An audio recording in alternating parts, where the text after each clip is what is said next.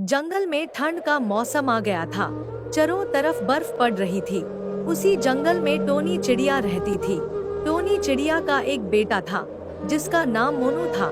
Tony चिड़िया के रिश्तेदार कालू कौवा था और कालू कौवा की पत्नी भी थी जिसका नाम सुंदरी था। और टोनी की मौसी कबूतर भी थी और कबूतर का पड़ोसी तोता भी था। इन्हें सभी के पास ठंड से बचने के लिए अच्छा खास घर और बिस्तार था। वही टोनी एक पेड़ के घोंसले पर रहती थी जो एक खुले आसमान के नीचे था।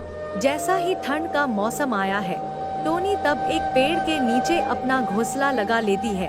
ठंड में टोनी अपने बच्चे को लेकर उसी पेड़ के नीचे एक चादर ओढ़कर सोई थी।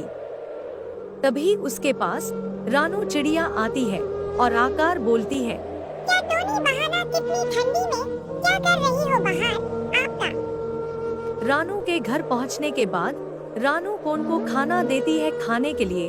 खाना खाने के बाद टोनी का बेटा बोलता है, मन मुझे ठंड लग रही है। तब रानू चिड़िया अपने घर में ही आग जला देती है। तब 3 लोग आग सेकने लगते हैं। आग सिखाने के बाद 3 लोग सो जाते हैं चादर ओढ़कर। ऐसे ही दिन बीत गया। एक दिन तेज तूफान आया और उसी तूफान में रानू चिड़िया का भी घर गिर गया। अब रानू चिड़िया भी घर हो गई थी। तीनों लोग एक पेड़ के नीचे जकर बैठे थे। तब टोनी चिड़िया बोलती है, राजू बहन, हम लोग ही पनौती हैं। हम लोगों को अपने घर में नहीं लाना चाहिए था आपको। हम लोग आपके घर में रहने के लिए आए हैं, इसी कारण से आपका घर गिर गया। तब रानू चिड़िया बोलती है, टोनी बहन, ऐसी कोई बात नहीं है। मेरा घर पुराना हो गया था, इसीलिए तूफान चलने की वजह से गिर गया। इसमें आपका कोई गलती नहीं है। तब टोनी नहीं बोलती है। अब क्या करूं रानू की बहन, आपने हम लोगों को सहारा दिया था। अब तो आपका भी घर नहीं है। अब हम लोग कहां पर जाएंगे? तब रानू चिड़िया बोलती है, आप टोनी बहन कहीं और देख लीजिए। मैं अब जा रही हूँ अपने मौसी के घर, ठंडी वहीं बिताऊंगी। तब रानू वहाँ से चली जाती है। तब टोनी वहाँ से एक पत्थर पर आकर बैठ जाती है। तब उसका बेटा बोलता है, मम्मी, अब हम लोग क्या करेंगे? अब तो रानू चाची का भी घर गिर गया। नहीं, अब मुझे ठंडी भी लग रही है। कहीं चलो और घना पेड़ के नीचे बैठते हैं। तब टोनी चिड़िया बोलती है, नहीं बेटा, पहले चलते हैं कालू भैया के घर। क्या पता वह लोग अपने घर पर ले ले। तब टोनी कालू के घर की तरफ अपने बेटे को लेकर उड़ जाती है। कालू के घर के बाहर पहुंचने के बाद टोनी कालू का दरवाजा बजती है और आवाज देती है, ओ कालू भैया, मैं टोनी हूँ, दरवाजा खोलिए। तब कालू अंदर से बोलता है, क्या हुआ टोनी बहन, इतनी ठंड में क्या आई हो?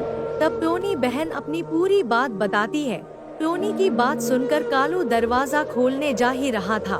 तभी उसकी पत्नी बोलती है, कहाँ जा रहे हो? इतनी ठंडी में दूसरे को अपने घर में लाने के लिए? उसके पास एक बेटा भी है।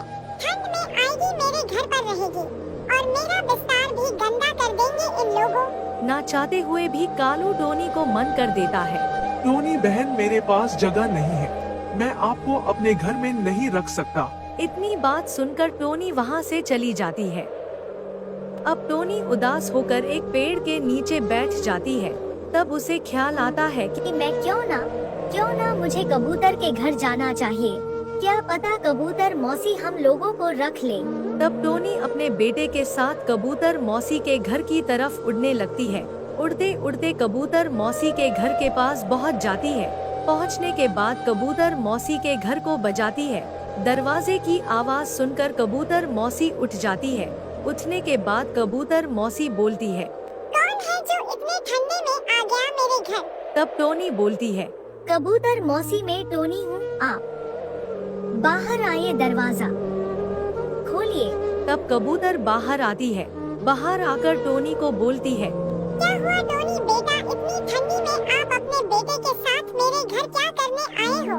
तब टोनी अपनी सारी बात बताती है कबूतर मौसी को।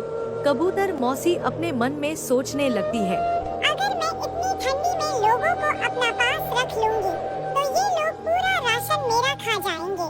तब कबूतर मौसी टोनी से बोलती है, नहीं टोनी बेटा, मेरे पास बिस्तर नहीं है ठंडी में और मेरा छत भी टूटा हुआ है। मैं आप लोगों को अपने घर में नहीं रख सकती। टोनी उदास होकर उड़ जाती है अपने बेटों को लेकर वहाँ से। टोनी एक जगह आग जलकर बैठी थी, ऊपर से बर्फ पड़ रही थी। तब उनके पास सफेद कबूतर आता है और आकार बोलता है, क्या हुआ टोनी बहन, आप लोग इतनी ठंडी में यहाँ क्या कर रही हो? आपका बेटा भी इतना छोटा है, बीमार पड़ जाएगा। तब टोनी ने उसे सारी बात बताई। तब उसने कहा, टोनी बहाना, आप तो बहुत मुसीबत में हो। मैंने एक गुफा देखा है, आप लोग वहीं पर रहिए। तब टोनी बोलती है, उस गुफा में कोई जंगली जानवर तो नहीं रहता बहन, क्योंकि मेरा बेटा भी छोटा है, उतनी तेज नहीं उड़ पाता है। सफेद कबूतर बोलता है, नहीं टोनी बहन, उसमें कोई जानवर नहीं रहता। वह गुफा पूरा साफ सुथरा गुफा है, आपको उस गुफा में कोई दिक्कत नहीं होगी। तब टोनी अपने बेटे को सफेद कबूतर के साथ लेकर उड़ जाती है। 3 लोग गुफा की तरफ आसमान में उड़ने लगते हैं। सफेद कबूतर उन लोगों को गुफा में लेकर पहुंचा जाता है। तब सफेद कबूतर बोलता है, ठीक है टोनी बहन, अब मैं जा रहा हूँ। आप लोग अच्छे से रहिए इस गुफा में, आपको कोई दिक्कत नहीं होगी। इतनी बात बोलकर सफेद कबूतर उड़ जाता है वहाँ से। टोरी और टोनी का बच्चा गुफा में घोंसला लगाकर रहने लगते हैं, लेकिन उनकी एक दिक्कत तो टाल गई थी। बस एक दिक्कत थी खाने की, क्योंकि जब घर गिरा तो उसमें अनाज भी सारा दब गया। कई दिनों से टोनी और उसका बच्चा बहुत भूखे थे। तब टोनी अपने बेटे से बोलती है, बेटा तुम रहो आराम से, मैं जा रही हूँ जंगल में दाना लाने। तब टोनी चली जाती है जंगल में दाना ढूंढने। टोनी जंगल की तरफ उड़ने लगती है। उसे एक जंगल दिखता है और उसाको उस जंगल में वह चली जाती है। वह देखता है कि जंगल में चारों तरफ बर्फ की चादर पड़ी हुई है। तब वह अपने मन में सोचती है, जंगल में तो कुछ नहीं है खाने के लिए, अब मुझे लगता है कि खेतों में चलना पड़ेगा। तब वह खेतों की तरफ निकल जाती है। उड़ते उड़ते उसे एक खेत दिखता है और उसके खेत में टोनी चली जाती है। वहाँ भी कुछ ज्यादा खाने के लिए नहीं था, लेकिन थोड़ा बहुत उपयोग मिल जाता है। तब वह खाना लेकर अपनी गुफा की तरफ उड़ने लगती है। गुफा में पहुँचने के बाद टोनी और उसका बेटा मिलकर दाना खाने लगते हैं। इस कहानी से हम लोगों को यह शिक्षा मिलती है कि मुसीबत में कोई साथ नहीं आता, इसीलिए कहना है कि समय रहते ही कार्य कर लेना चाहिए, तभी सही रहता है।